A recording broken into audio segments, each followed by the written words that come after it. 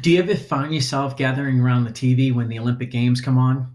I don't know about you, but when I grew up, this was a big deal. That 10 days during whether it was summer Olympic Games, it was something our family did as a family, and we would watch some of these events and cheer on good old USA and the athletes and just cheering them on to be their best because we know they work so hard to get there. Well, in 1984, for the very first time, a U.S. gymnast by the name of Peter Vidmar scored a perfect 10. Up until that point, the Chinese, the Russians, the Czechoslovakians, they just dominated the gymnastics events. And just USA could not crack into that. But this year was different. And it's when Peter scored a perfect 10. And in addition to that, the USA team won a gold. Finally. Well, how did he do it? So Peter talks about what it takes to get a perfect 10. He says, in fact, if you do all the fundamental elements of an Olympic routine, and you do them flawlessly when the judges are watching, when the pressure's on, you're going to score a 9.4. So think about that. You do everything perfectly and everything they ask, and it's only a 9.4. It sounds like you're getting a little bit, kind of taken, right? But what he says is, in order to get a perfect 10, you've got to do above and beyond. You've got to be truly exceptional. And so he went about capturing that additional 0.6, 10.0, 9.4. You can do the math, right? He went about going to grab that additional point value by breaking it down further into 0.2s. And he assigned an acronym to it called ROV. Now, what ROV stood for was risk, originality, and virtuosity. So the way he was going to capture those additional 0.2s, in addition to doing the basic fundamentals flawlessly, was to, number one, add an element of risk to his routine. So this is something that the judges and the fans would look at as being risky.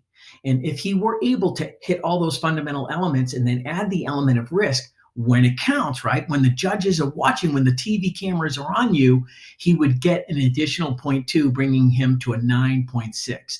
9.4 plus 0.2. You guys get that, right? You can ask Siri if you're struggling with that one. The second thing was he wanted to add an element of originality, something that had not been done before, something that the judges or fans may not have seen, but something original. Now, then again, he's got to do all the fundamental routine items, but he then adds risk. He adds in that element of originality, does it flawlessly when it counts, right? When the pressure's really on, he's now up to a 9.8. So we're really close, right? The last one is virtuosity, and this is where he brings it all together. When I think virtuosity, I think music. It's like a great musician is known as a virtuoso. It's that musician who can take the notes and the music and bring it together, and it's almost magical. To you and I, who may not be professions in that business and that art, they bring it together, and to us, it sounds magical. A great musician is known as a virtuoso. In gymnastics, Peter described it as doing all these elements of his routine so just magically and flawlessly, where you and I look at it and it's just truly magical. It's like, wow, this blended together. And you and I would even look at each other and say, wow, that was pretty special. Well, in 1984, he added that last element of virtuosity to everything else. When it counted, when the pressure was on, not back in the gym, he did that and he scored an additional 0.2, and he got that perfect 10, leading the U.S. team to a gold medal for the very first time.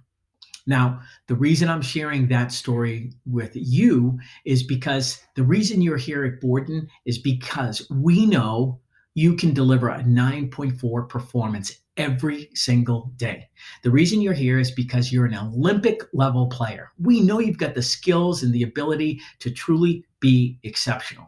And for us to really persevere and lead, be the cream of the dairy business, it requires each and every one of us to bring our 10.0 mentality each and every day, each and every delivery.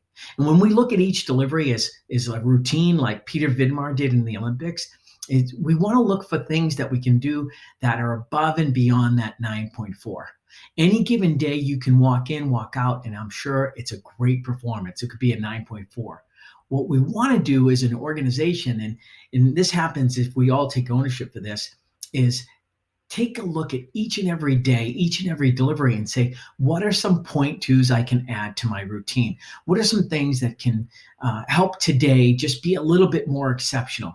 What are some things today that I can just kind of add to my greeting to just build even more trust with my customer? What are some things today that I can do when I'm rotating product, or maybe I'm cleaning some of their doors or mopping their floor? These are those point twos, those things that our customers look at us and say, wow, that was magical, that was special. And if we do that and we challenge ourselves to do that day in, day out, delivery in, delivery out, number one, you're going to have more fun. But number two, we will continue to dominate this dairy business and be the cream of the dairy business. As we go through the session today and you go through the RSR playbook, a lot of things are going to look very familiar. We get that. We built it by talking to you. You helped us build it, right? I just put it into a guide so we can all share. It's going to give us a common language, and it's going to give us some reminders of things that can help us be exceptional. So as you go through with your leader, my encouragement is when you see things, not to say, I already do that, is to look at things and say, how can I do it better? Or even more, how can I do this better tomorrow? How can I do this even better in this delivery I'm about to walk into? That's my challenge to you. I know you can do it. And if we all make this commitment together in doing this, we're certainly going to dominate this business. But it all starts with really dominating this session that your lead is going to be running with you. Are you ready to do that? I heard a yes. All right, let's get going.